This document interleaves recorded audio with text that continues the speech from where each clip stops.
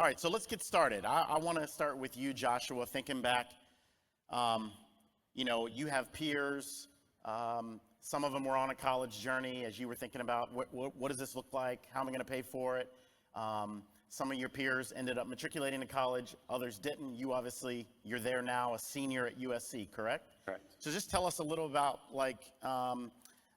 when you were going through this process. Obviously, you dealt with some challenges of COVID, working remotely, but what were some things and how some of these members in the room, particularly NCAN members, were helping you navigate what post-secondary access looked like?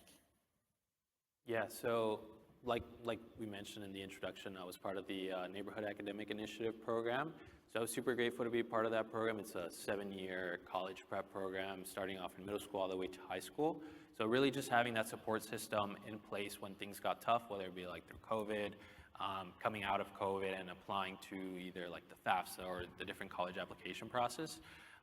Just having that support system was super beneficial to me, and that was what was able to allow me to keep going, pushing, having that support system in place, but also having that support system in place at home. So that's something that I think is super beneficial for students that are, or something that's a key factor in kind of determining like success further down or just even applying to college.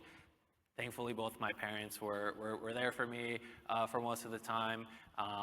They worked all their life to ensure that I was focused solely on school.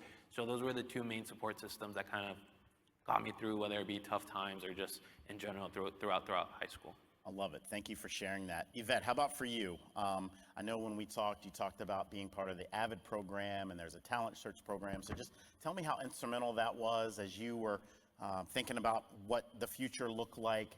Again, in your particular neighborhood, you shared there were students that had no idea what college looked like, and they were just going straight into the workforce. Tell me about some folks that helped you navigate some of those challenges and ultimately help you get to where you were going. Yeah, so I am a first-generation student, and so I'm the first in my family to pursue college, and I didn't know college was possible until I joined AVID, which in this class, it was an elective offered in my middle school, and I was able to learn about what college is, the difference between a college and a university, a lot of the requirements, and as a first-gen student, I didn't know about this, my parents didn't know, and so this was my first introduction actually to what higher education was. And so I had that preparation before I got into high school. And now once I did high school, I also did AVID again. And so that was really helpful. They taught us about the SAT, the ACT, helping us prepare for that. And also Talent Search is another program. It's really similar to Upward Bound, if you're all familiar with it, which is good. I was able to do Talent Search, which is very similar. And here we had mentors and advisors, and we were able to go on college field trips alongside an AVID, that we were also able to do that. And so going to colleges, being able to talk to financial aid teams, the admissions team, and really understanding what they look for in applicants helped me early on since like freshman year to really know what I wanted to do, maybe joining clubs, doing community work, working, and so that really prepared me for when I was a senior, and really knowing how I wanted to apply, what schools, what majors I wanted to pursue, and so that was really helpful for me. That's awesome. Thank you for sharing. And Stalia, I know that your senior year was impacted, like the heart, immediately stopped, and that had to be challenging. So tell me about Operation Jumpstart and how instrumental they were in helping you kind of navigate what that looked like. Oh, definitely. Unfortunately, I was part of the 2020 high school graduating class. So we all know in the context of COVID, everything was just up in the air. No one knew what was going to happen next. I definitely didn't. Being a first generation college student, I was lost, to be honest. The first to graduate from my family. So growing up, I didn't have that role model or that template, that design for me to follow if something were to happen. But Operation Jumpstart, oh my God, such an amazing team and community. They reached out to me first. They literally said, "We got you." I was thinking of actually taking a gap year just because I didn't know if, my parents were going to have enough money for me to go to college. Was college even allowing me to be present on campus that year? But no, they I was telling them my worries about that, and they definitely said, "No, you are definitely going. We're going to find a way to get you in. Whatever you need, resources, mentors, counseling, we're going to get you there." they did everything and more than I could have ever imagined. So thanks to them, I'm honestly here today because of them. So Awesome. please. I know you make them proud, and all of you have shared, and even in the lead up to this, just the different on points and resources that were provided by these amazing NCAN members. And as I've walked around the last 2 days, whether it be in the breakouts or some of the conversations in the hallway, it's like not everyone has this one prescriptive method, right? There's some things that work, but being able to share and have other ideas and learn, obviously that's a big part of coming to this conference and being part of NCAN. So Joshua, I'd like to ask you, as you look back, what was an engagement or a resource provided to you that you think was like, that was the thing that really made it clear for me? Was it going on a campus tour? Was it a college admissions or financial aid counselor coming as part of your program? What do you look back on and say, that was really awesome for me? It would be different for everybody, I know, but for you, what was that thing that perhaps really helped clarify it? Yeah, so to give some context, the way the NAI program works is in middle school, you're kind of set with that cohort of students that you're going to stick with for the next 7 years. And in middle school, you're taking classes with these kids, but you're still in like your middle school, right? And then in high school, you take morning classes at the USC Health Science campus. So that's when I first really got my exposure to what a college campus was, right? So to me, to answer the question, I think exposure was a key factor to kind of showing me like I could do this and this could be me in the next 4 years if I really like work my butt off and stick to the program and just kind of uplift the other members of my cohort. So that constant exposure of just being on campus was kind of what allowed me to envision my future. I was in other college prep programs and great programs as well, like AVID and the Talent Search program, and constantly advocating like go to college and this is the path to do. But once you're actually like in that environment, that's kind of what motivated me to be like, okay, I can actually do this. So every morning we'd be in the health science campus taking classes there, and there was med students walking around or other USC students, and it's like, wow, I can do this in the next 4 years, right? Yeah. So that was pretty crucial for me. That's cool. I appreciate you sharing. So sometimes we take for granted, just that self-efficacy piece, the importance of I can see myself there, people that look like me, I can be successful. Stalia, was there an opportunity or some type of engagement that sticks up for you as far as how, what would make me be successful? And this is, I think I can see myself pursuing post-secondary access. I would say being exposed to college tours. I didn't know I was able to tour a campus before joining Operation Jumpstart. I thought you just kind of look online, take a look at pictures, probably talk to a friend who happened to go there, a family member, anything. So definitely getting that exposure with them, and then seeing people on campus on that campus that look like me, who had similar stories as me, being first generation college students, low income. It was just very inspiring to see them and then also seeing myself in them. Yeah. So that was definitely, I think, what helped me out. I love it. Yvette, anything from you? Yeah, so I think one moment that really sticks out was actually at my high school, they brought a financial aid counselor from UCR. And so they were really helpful in just putting into perspective that financial aid was available for low-income students through the FAFSA, like the Pell Grant, state aid, and also institutional aid. But that was something that really put it into perspective, especially I grew up in a low-income household, and as a first-gen student, like the only thing that my parents could tell me right now was just do your best in school, get good grades, and go to college. But when I looked up college costs, it was a really big number, and there wasn't really a lot of information at the time about financial aid and stuff. But when that financial aid counselor came to our high school, they really emphasized that schools offer a lot of financial aid, and that really helps students. And just seeing into perspective that there was aid and how we should apply to scholarships, that really helped. And so knowing that information early on, I think it was before we were applying to colleges, that really motivated me to, join clubs, really study hard and apply to scholarships early on. And that really helped me, especially in AVID. My AVID teacher really encouraged us to apply to scholarships. So we applied to scholarships every month. We had a set number that we were supposed to apply for, but she always encouraged us to do more.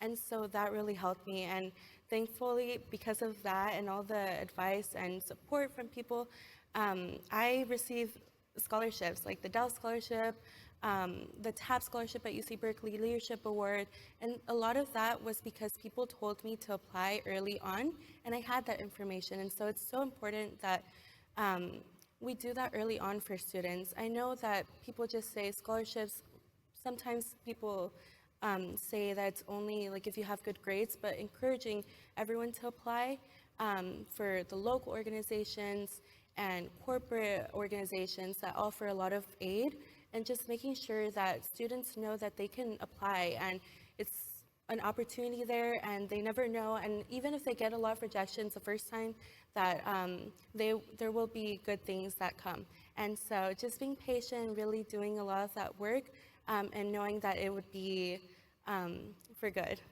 No, that's cool. I love what you said, like when I hear seeing people that look like me being exposed to campus. I know many of you in this room, your organizations, that's part of your mix, is making sure students get on campus. And in North Carolina, where I'm from, I reside in Charlotte, but we work with a lot of North Carolina colleges to bring first-generation college students and always challenge them. And I'm sure, you know, in your respective states, you have colleges that really roll out the red carpet and some that a robot could give the tour, right? They just walk you around campus with a sign and it's quick.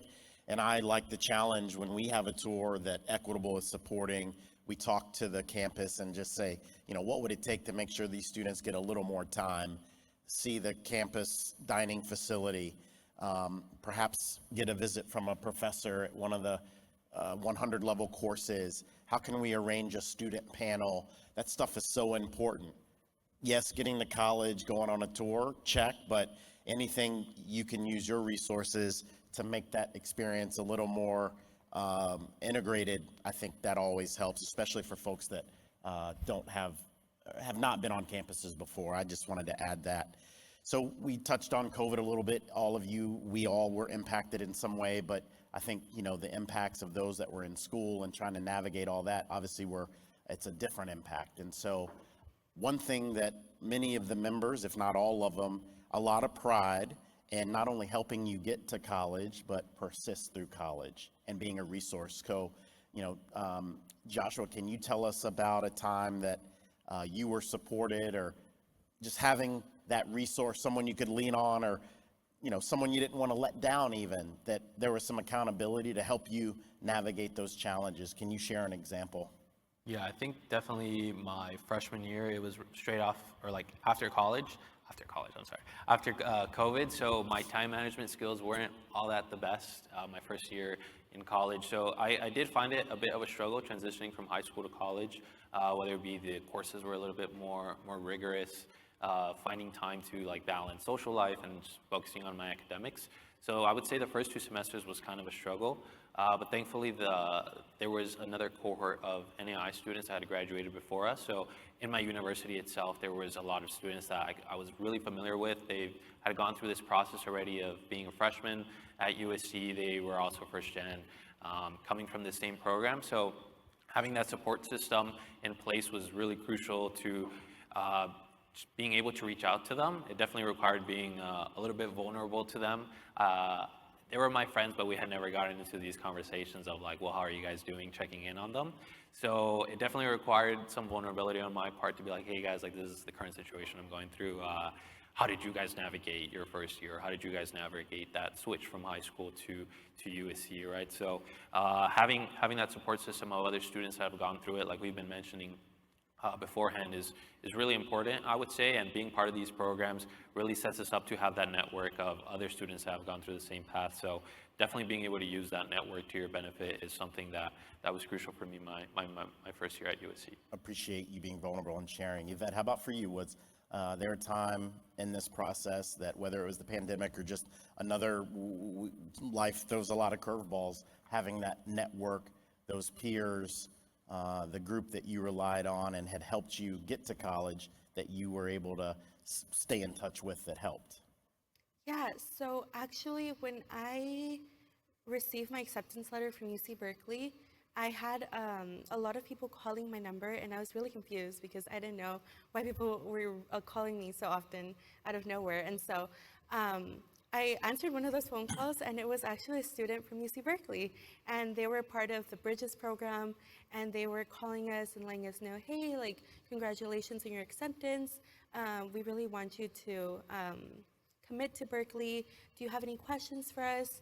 And so they offered a lot of their support. They were actually students at Cal, and my main question was the financial aspect. And so I asked them, I was like, hey, like, I received my financial aid letter, but it still says that I would owe some amount of money. And so they directed me to financial aid office, and they answered a lot of my questions, and it felt really nice because it was a student. It was a student, a first-gen student. He was a Latino, and he was low income and really close to my area. He was from Belton Park, and I'm from El Monte, which is like the next city over. And so it was really nice to get that perspective. And ultimately, they mentioned that I should apply to the TAP scholarship, which was offered at my university. And so I ended up committing to UC Berkeley because of that call and how, like, they really told me that the university was great and that there's a support network at the university. And so that really helped me. And then I did end up applying for that scholarship, and I got the scholarship. And so that really helped me to really committing for that. But I think programs, like multicultural programs at universities, are so important. There's not a lot of Latinos in higher ed. And definitely not a lot of Black students or Indigenous students. So it's important that we have people that are representing us at these institutions. And so that was something really personal, and I think that's something that I really enjoyed. And they also motivated me to the Bridges program, which helped me take a couple classes during the summer just to prepare to the rigor of a public university. Well, I went to a public high school, but not UC Berkeley before, so it was scary, and they really helped me put me at ease. And I took the Bridge program, and that really helped me as well. And I think that was something that I dedicate a lot to. Yeah, that's awesome. Thank you for sharing, Yvette. How about you, Stalia?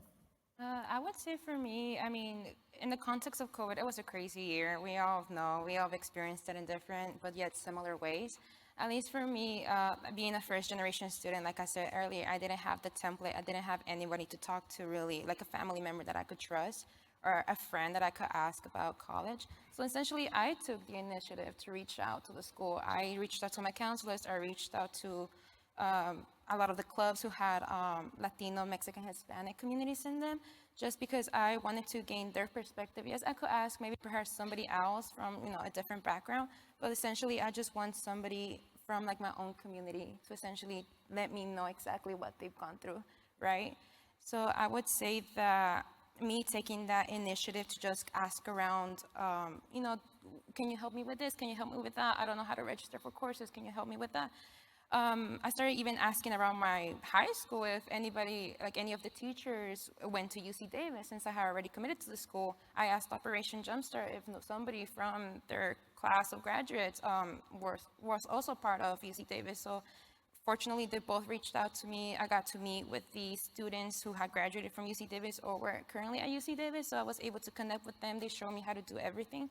So I think it's very important for you, if someone doesn't reach out to you, it is very important that one takes the accountability to reach out first. Yeah, it's great advice. I can't imagine someone from college. When I think back 1997 in Blacksburg, Virginia, I think my dad and I were like calling and begging for me to get into school. You all had people calling you like, we really want you to come. I can't imagine what that was like. So congratulations.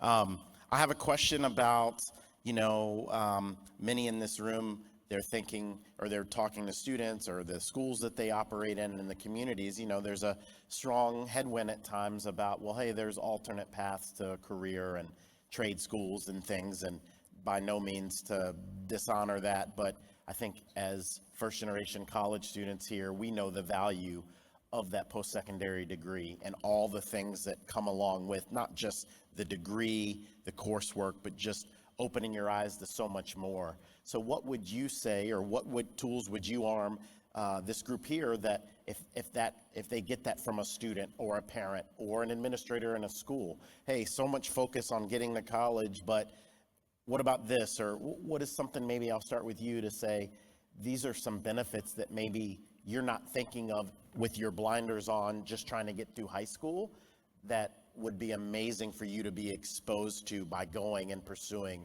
a post-secondary degree? I would say definitely there's just a lot more opportunities that are open when you have higher education. I wouldn't say that first and foremost. Like you said, not to diminish anybody who possibly doesn't see themselves in college, but that's the problem. Just because they don't see themselves out of college, they need that encouragement, they need that support from somebody, from anybody, to let them know, listen, if you go to college, you pursue this degree, you're gonna see yourself being somewhere down the future. It might not be soon, but it will be later. There's definitely, like, at least for me, I remember, I mean, I always loved school. I knew that I always wanted to go to college. My parents always knew that, so when the time came around, it was no question. They were very supportive. But then there were times where I'd be like, well, do I really need college? Do I really need to pursue this degree? Do I really need to, put all this effort into college when I could just put it into something else? But then seeing my parents come from, life has taken so much from them already, as it is. Being immigrants, migrating to California with nothing but just having the clothes on their back, and seeing how much they struggle, they suffer because they didn't get the opportunity like I did to have post-secondary education. That to me was just, just just getting into that mindset of, if they managed to do so much without an education, what can I do with an education, right? So, I mean, it is just a testament here today. I am in front of all of you wonderful people. Just give her a hand. No, that's cool. You do not take the responsibility lightly. I love that. That's cool. It keeps you going even on the hard days. How about for you, Yvette? Made me so emotional. That was so nice. But I also relate, like, my parents they're also immigrants, and just like hearing that they wanted me to go to college early on, but not really knowing how. So me changing, like in middle school, before I was in band, but I changed to join into AVID so I could learn about college, and that was something that I did early on, so that could really help. And just like, I think there's a lot of there's not a lot of opportunities for career exploration, I think. I know that also has to do with funding and how high schools and middle schools can allocate a lot of the resources. Like going to Berkeley, I met so many people that had really different experiences in their high school. Like even talking to you, I know you mentioned that there was you went to a magnet school, and I went to a public high school, and she said that there was an engineering program. My school, unfortunately, didn't have an engineering school or program, and there wasn't really a lot of opportunity to explore what that was. I think it's still something that's unfamiliar to a lot of people from where I come from. And so I think having opportunities, even if they're not within the high school, but telling students, there's programs that, fly in students so they could experience a lot of different careers. Like I applied for a nursing camp program at UCI because someone told me about the application, and they told me, hey, you're interested in the health field, you should apply to this, see if you like it, and there was a scholarship available for that. So I think that's something that I would really encourage, is telling a lot of your students, there's a lot of opportunities if you have an interest, let's say in design or creating movies. That was something that a student came to me to, and they told me, hey, I'd really like to create a movie someday or do film. And so I looked up a lot of these programs by corporations that were actually trying to recruit a lot of high school students so that they could explore careers like this. I think that's something that I would really encourage you all, is telling students that there's a lot of different opportunities available. Many of them are free, some have scholarships available and funding, and so if they don't have it in their high schools or in their schools, to look for it elsewhere. And I would really advocate for a lot of those programs within high school. We had vocational programs, so we had a dentist assistant program that was with community college, not community college actually. It was like a private college, but we also had one with a different high school in a lot of districts. But a lot of those programs, really advocating for things like that can help students know that there's a lot of different career paths. I think that's something that I would re-emphasize. I love it. And a direct correlation, like, yes, you want to go to school and you study, but having a bit of a semblance, even if it's what you absolutely positively would not be interested in for a career, can be helpful as you're navigating all those different class assignments and extracurricular opportunities. I love that. Joshua, how about you? If you either heard that in your neighborhood or hear it, now, what would you say to somebody or your younger self on, listen, it's not just about the degree or the coursework, but going to college these are some of the benefits that you should be mindful of that maybe you don't see now, but trust me, you will see it later. Yeah, I definitely do think there's a lot of opportunities. Like even just being here and speaking to you guys, like I would have never imagined myself doing this, like if I was in high school. So that's really cool. But I think for a lot of Wait, you guys have to be louder for him, please. Great job. You all are doing great. So I think Yvette touched on a lot of the points of just being able to explore the different opportunities that a college education or just higher education can potentially grant you. I think in high school, just reflecting back on a lot of peers, especially like in a lot of underserved communities, there's a lot of problems going on where looking at the bigger picture doesn't seem like something they should be worrying about because they need to focus on the problems at hand that's kind of going on right now. So maybe going to college just doesn't seem out of reach because maybe there's financial hardships going on at home or maybe like drug addiction, family members, stuff like that, right? Where going to college doesn't seem feasible. So being able to kind of be like, thinking more of like the bigger picture and being able to encourage those students to look at the bigger picture and maybe allowing them to realize like maybe this is going on right now, but thinking more like that long-term net investment of a higher education, right? Like Yvette was also saying, career exploration I think is a big thing. I applied as a business major, and I kind of just thought like, I guess if I get a business degree, I'll have a business right after college and I'm gonna be successful or whatever. And once I got to college, I realized that's not really what a lot of business students are pursuing. Like, yes, there's gonna be some entrepreneurs that start off like a business after college, but for the most part, there's a variety of different opportunities that you can explore. So like say you have an interest in like makeup, you can work in like L'Oreal's marketing team, or if you're interested in cars, like maybe you can join Honda, or if you're interested, maybe you're like, hey, I really like construction, like my parents do this, right? Well, why not maybe pursue like civil engineering and do like construction management, right? So being able to expose students to different opportunities and that might not necessarily indicate like, hey, if I want to do makeup, then maybe I need to do college, but showing them that there are those opportunities through a college degree after college is really beneficial. Yeah, that's cool. And I'll tell you I don't want to speak for every funder, but I know from Equitable Foundation, the opportunity if an organization said, listen, currently we do not offer support through college or this career exploration as part of our programming, and your grant would allow us to do, again, help students as they matriculate all the way and graduate in college, explore careers. That could be a great way to create some new revenue streams, is to be able to write a program that has a bit of structure around these two things and present it to some of your partners in the community. I know that's something that we've enjoyed with some of our partners that are either using the funds specifically to start earlier with students or on the back end as they go through college. And I love what you said about thinking about your parents and what they've overcome. What a cool life hack. I often think of my grandfather. He worked in a coal mine, and I think about him like, a day or two a week. I work from home and ESPN's on in the background, and I'm like, God, I wish I could tell my grandfather about this. Like, he wouldn't believe I get paid to do this. And but I also use it on the days that I'm about to have a conversation that I don't want to have, or be in a meeting that I'd rather not be in. I'm like, my grandfather used to like have to be at work at 5 a.m. with a lunch pail and under the earth and dirty and coughing, and so we all have those, and it's a good way to help sometimes.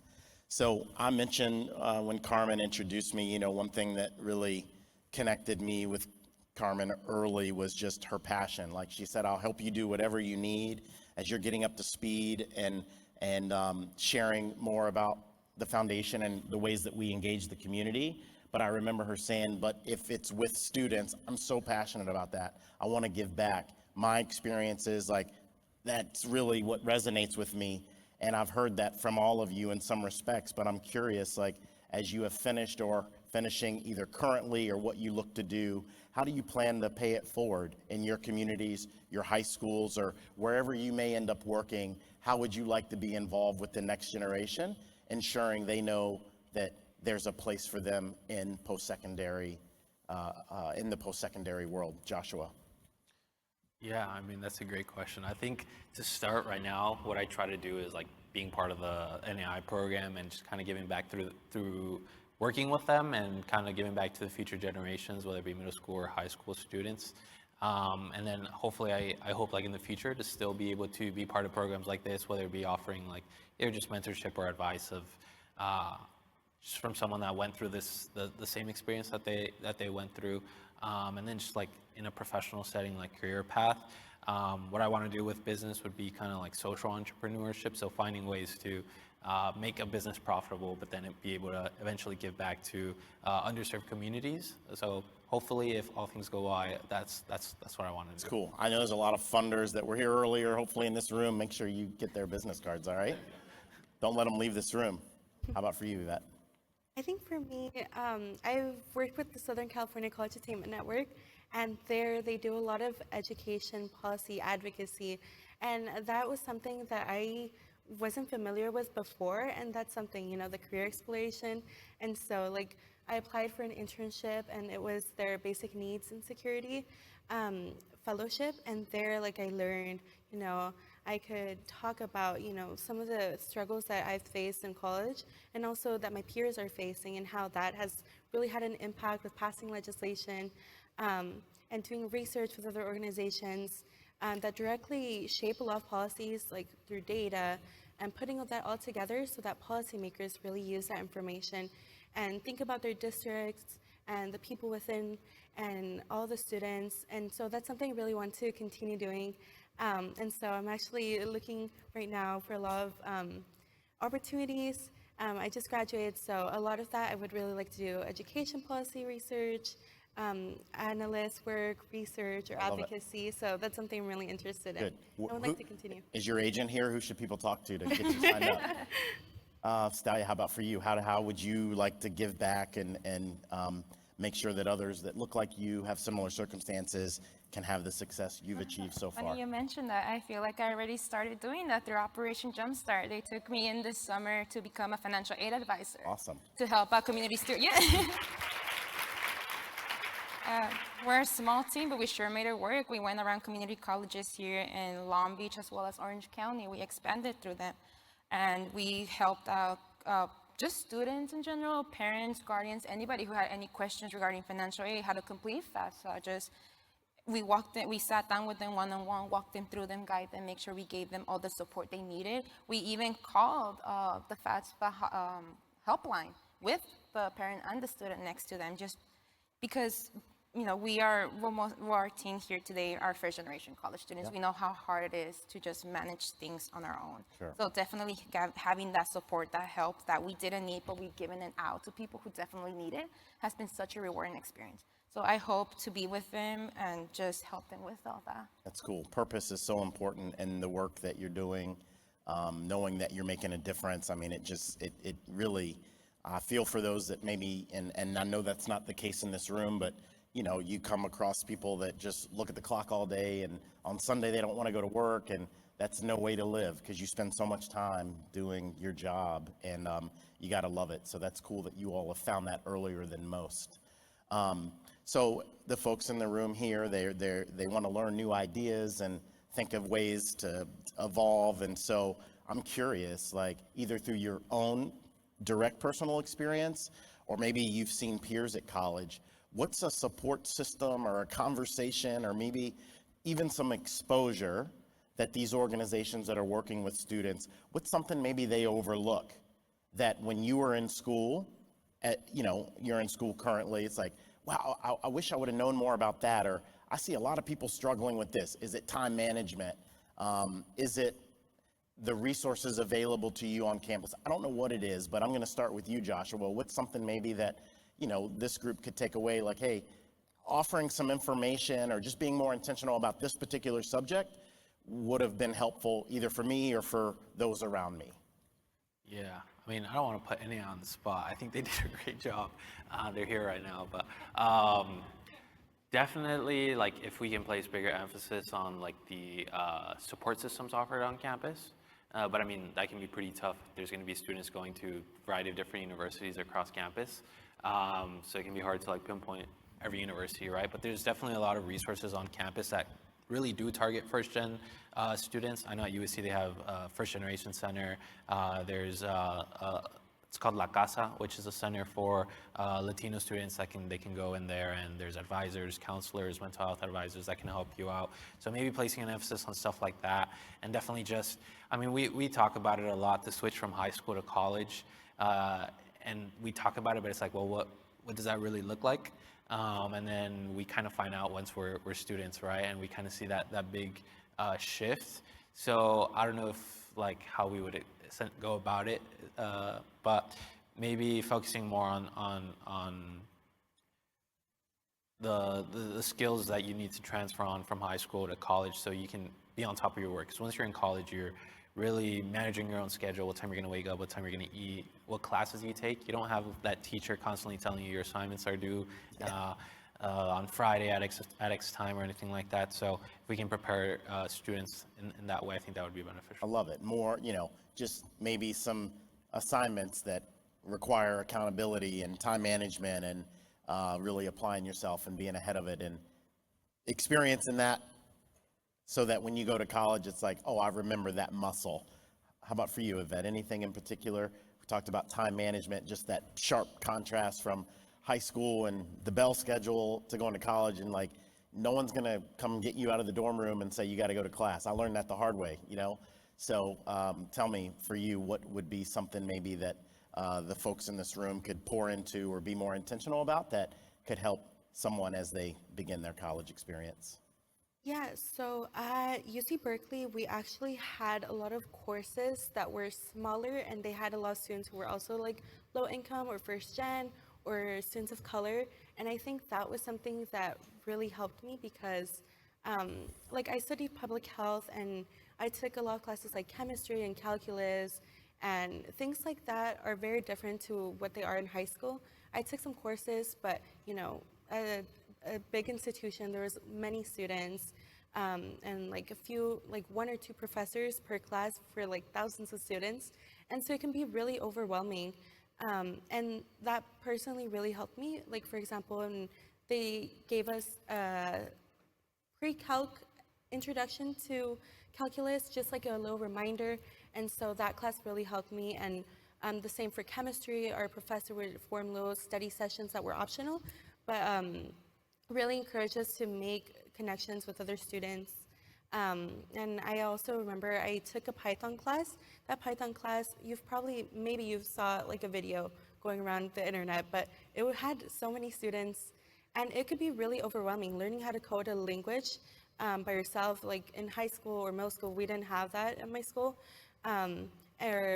And so just having that first opportunity to meet with other students, and some of the TAs were also first gen, and they told us like, hey, like I was in the same situation. This is what helped for me. And just giving us that advice is something that I really enjoyed, and that really helped me. And I got through those classes, and it helped me. And so I think that's something I would really encourage a lot of institutions and a lot of groups, is to really engage in that, supporting students feel a community. I know I talked to some students that weren't involved in these programs, and they said that's like some of their peers would see them differently because of where they grew up, and if they didn't know some things and they would ask, like they would treat them really badly. And so just having that group where you could feel more confident to ask questions, I think that is super helpful. I don't want to go into details about like the things that people say, but like it's really hurtful as like a student being like one of the few students of color in classes of such big, where a lot of people go to, private schools early on. And so just feeling that difference can be really discouraging, but having those groups, and especially the BIPOC community campuses on group that are formed by students, I think funding a lot of that would really help in building community. That's great. Anything to add, Stalia? Just kind of going off the same boat as you, I would say that emphasizing mental health and wellness is very, very important for students. We have to, it's already such societal pressure from us having to be the best that we can be, not having to let down our parents or mentors, and even anyone that has helped us be to the point that we are today. It is already so much pressure, especially as a first generation student, I remember. And in the context of COVID too, I think that was just such a traumatic event. You know, everything was up in the air. We were all in lockdown. We didn't know what to do. We didn't even know.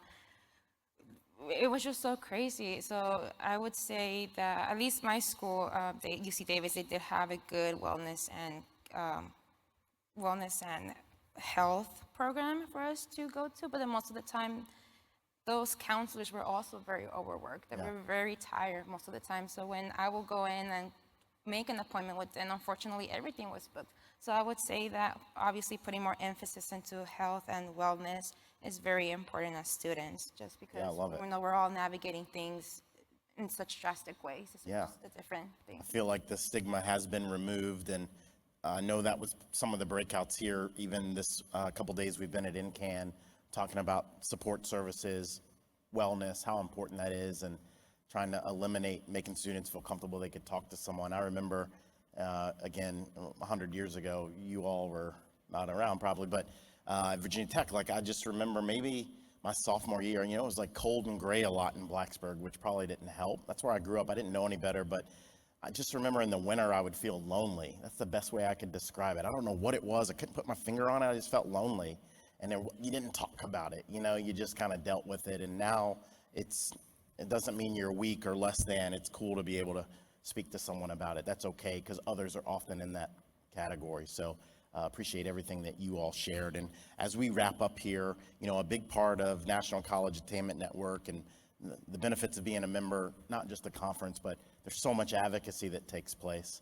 I love the video you saw earlier. We had a chance to join Catherine Brown and the team in DC last April. We took some students and we met with elected officials, both sides of the aisle, and just talked about Pell Grant, increasing those dollars. And there's just a lot of different issues as it relates to post-secondary attainment. And so for the folks in this room that there is an advocacy piece to their work, either at a local level, state, or national, what is something, and I think I know your answer, you just answered it, but I'll start with Josh. What is something like, as it relates to going to college and persisting through college, that the microphone and the influence that this team has in this room, what's that one or two things that you would encourage them to lean into and talk to leaders about as it relates to helping students get to and through college, particularly first-generation college students? Yeah, I mean, just from seeing that video, I think the work you guys are doing amazing, like everyone in this room. Something that maybe you guys can advocate for. I don't know too much about like policy or anything like that, but definitely what I've seen as a big issue is just the like equity side of even before reaching that like FAFSA point where students are applying. Because if you're applying for FAFSA, that means that like you actually made it to, I considered going to college and I want to go to college. But even beforehand, if we can address those issues of, well, why are students not wanting to go to college, or what's kind of stopping them?